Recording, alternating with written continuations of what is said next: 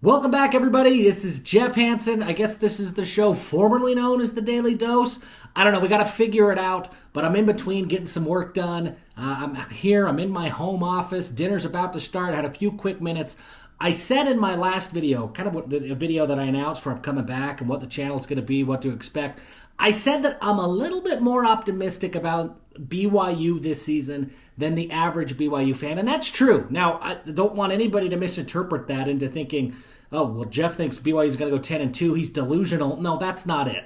But I've seen people who really think BYU is going to be 3-9, 4-8. And sure, that's entirely possible. I think BYU is going to be closer 6-6, 7-5. I think there's an outside chance they could hit 8-4. I think this team is better than most people think that they are right now. And I want to talk in the next several videos to come about some of the reasons why. Now, let's start with the quarterback position. I think BYU is better at the quarterback spot than the average fan does. And I know that that's like a bold take right now because, look, we've got to be honest. Jake Retzlaff, 4 games last year, he was not good.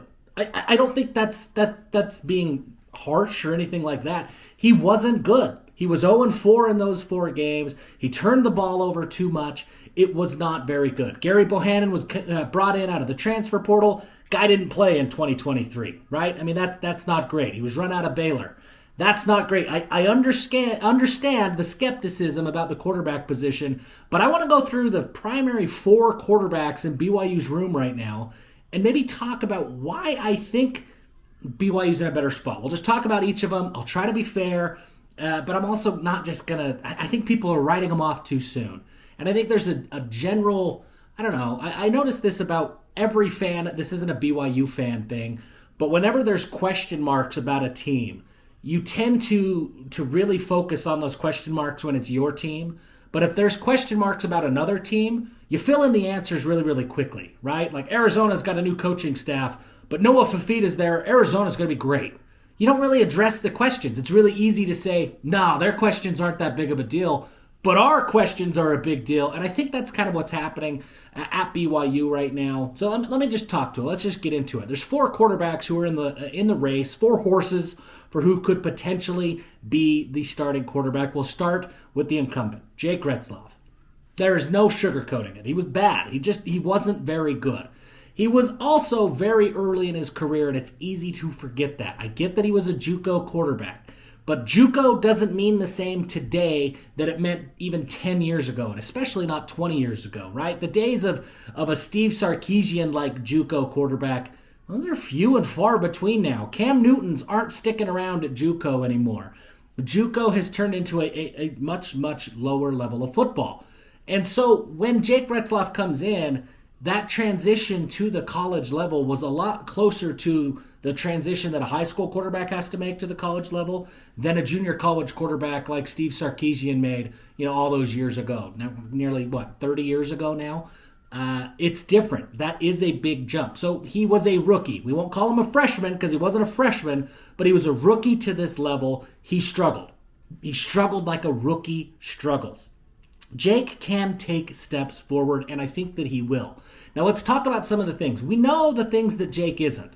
He's not an NFL quarterback. He doesn't have this overpowering arm, and his mechanics are a little bit goofy. I think we know what Jake isn't.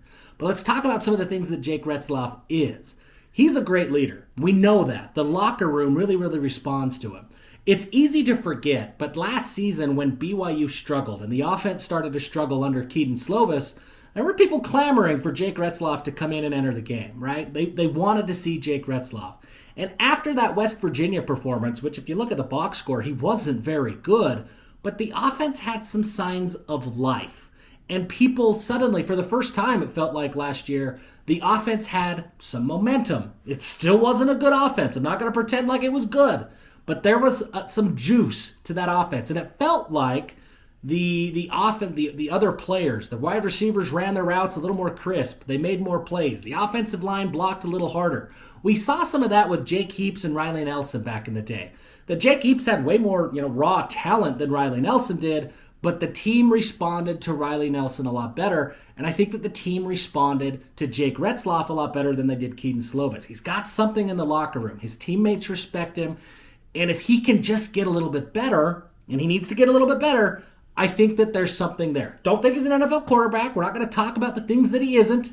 But I think that Jake is an exceptional leader. I think he has talent, and I think he can be significantly better than he was a year ago. Okay, now let's talk about Gerry Bohanon.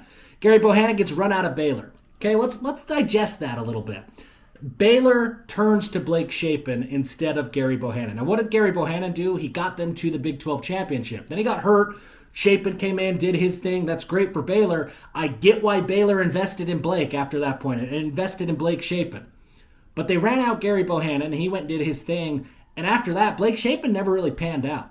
That was a bet that Baylor made, and it didn't work out. Now, they can point to injuries. You can point to offensive line problems. You can point to whatever you want to point to if you're a Baylor fan. But the point is, they ran out a guy who got them to the Big 12 title game in the name of somebody they thought was better, and they got worse. And the quarterback play got worse as well. So I think we tend to look at that as an indictment on Bohanon. But Bohanon had proven results. I think Blake Shapen, that was a gamble Baylor made, and it did not pan out. Sometimes that roulette wheel, you bet red, it hits black. That's just the nature of gambles, right? And so Gbo goes down to South Florida, and he gets hurt really quickly. We don't know a lot about Gerry Bohanon. We just don't. We know that he was hurt. And he got into spring ball, and spring ball wasn't great for Gerry Bohanon. He didn't come out and ultimately win the job, and everybody felt super, super confident. But what did happen? Again, we're not focusing on what guys aren't right now. This video is about focusing on what guys are and some of the things that we know and reasons for optimism. Gerry Bohanon got better from the beginning of spring ball to the end of spring ball, to the point that the people that I talked to, it wasn't a discussion about, man, does this guy have talent? It was a discussion about, man, this guy's rusty. He hadn't thrown a football in a year and a half, right? He hadn't been playing competitive football as he rehabbed from that injury. If Gerry Bohanon can shake off the rust, there's reason to believe that Gerry Bohanon can do some really good things. Is he going to be a first-round guy? Is he Zach Wilson? Is he Jaron Hall? No, of course not. He's none of those things. But Gerry Bohanon can win games in the Big 12. He has proven that. And if he can shake off that rust, this is a system that he's had success with, there's reasons to be optimistic. I'm not saying you got to pencil him in as a Heisman contender, but I don't think we have to throw him off as a cast-off and write off the quarterback position either. I think there's reasons to be optimistic and see what happens. Okay, Tracon Boray, Western Michigan transfer. And he did some good things at Western Michigan, but he comes to BYU and he walks on. He hit the portal knowing he wanted to go to BYU. He showed up and rolled kind of on his own, right? He wasn't super recruited out of the portal by BYU. He showed up, said, hey, BYU, I want to come to your school. Give me a shot. So he walks on. And in spring ball, he impressed. I don't think that Tracon Boray does any one thing at an elite level, but I think that he does a lot of things at a really, really good level. He reminds me a lot of Baylor Romney. Now, if I told you that Baylor Romney was in the quarterback room this year, there's a lot of BYU fans who would feel a lot better because Baylor Romney wasn't he didn't have elite arm strength. He didn't have elite football awareness. He wasn't an elite athlete, but he was good in all of those areas, and BYU was able to plug him into games, and people forget there was a lot of fans that wanted Baylor Romney to start over Zach Wilson for a long time, right? I mean, there was a lot of confidence in Baylor Romney. I think Tracon Boray has a lot of Baylor Romney tendencies to him, and there's a lot of people down in Provo that I've spoken with who agree with that Tracon Boray and Baylor Romney have a lot of similarities. I think he's a dark horse for the starting job. Now, McKay Hillstead, that's my guy. I don't know if he starts. I don't think he's going to start week 1 for sure. And I don't know if he ever earns the starting spot this year. But McKay Hillstead is a dog. He was so good at Skyridge High School. I covered him a lot in high school. Very, very good. One of the best quarterbacks in the state. Throws an exceptional football. Tough as nails. He's the kind of leader you want in the locker room. He has everything you want in a quarterback. So how did he end up at Utah State? Why didn't BYU recruit him the first time? 2 main reasons. One, he's got an injury history. He's got to prove that he could stay healthy. Even at Utah State last year, he suffered some injuries. That's just the reality. He's got to shake that before a team is going to hand him the keys to an offense and say, you're our guy going into a year. He's got to prove that he could stay healthy. Injury-prone quarterbacks, that's a thing. That's a label that you get. Taysom Hill was labeled as injury-prone. He got to the NFL, he's taken a lot of hits, and he's been able to stay healthy, right? So people can shake that label. McKay Hillstead has to prove that he could stay healthy. The number 2 reason he wasn't recruited out of high school, Guy's 5'10". He's just not very big. But when he got to Utah State, now I get that the Mountain West is not the Big 12. That's not the comparison that I'm going to make. But size is size. And as a true freshman at Utah State, McKay Hillstead proved that he can play his game at the college level. Can he do it with Big 12 speed? Can he do it with Big 12 athletes and coaches and defensive scheme? All of that is a valid question and remains to be seen. But his height isn't going to be an issue. He proved that at Utah State. And now BYU takes a flyer on him, right? And they bring him in. And I think he's a guy who's going to be a factor in this quarterback equation, if not this year, certainly next year. I mean, this guy was highly touted, right? Utah wanted him, Arizona, Iowa, Ole Miss. All these schools reached out to him when he hit the transfer portal. He's not a nobody. McKay Hillstead is a dog. There's 4 quarterbacks there.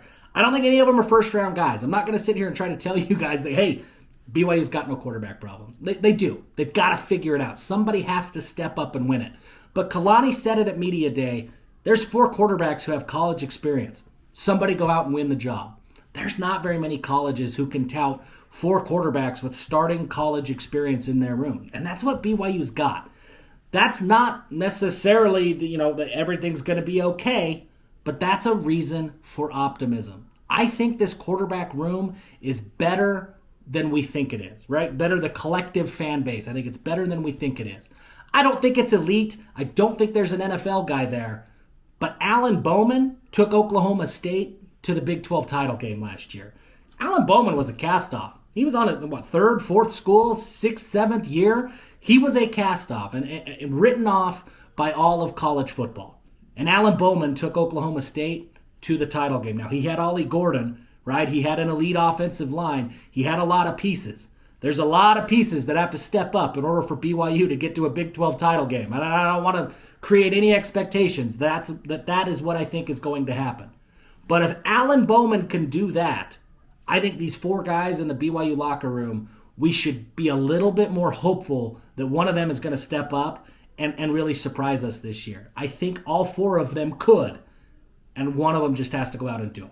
I'm excited. I'm really excited to be back delivering content. I'm excited. Football season is coming up. If you want to know about where I was, my last video, you can watch it here. Appreciate you guys for subscribing, sticking with me here. Give them hell and go Cougs.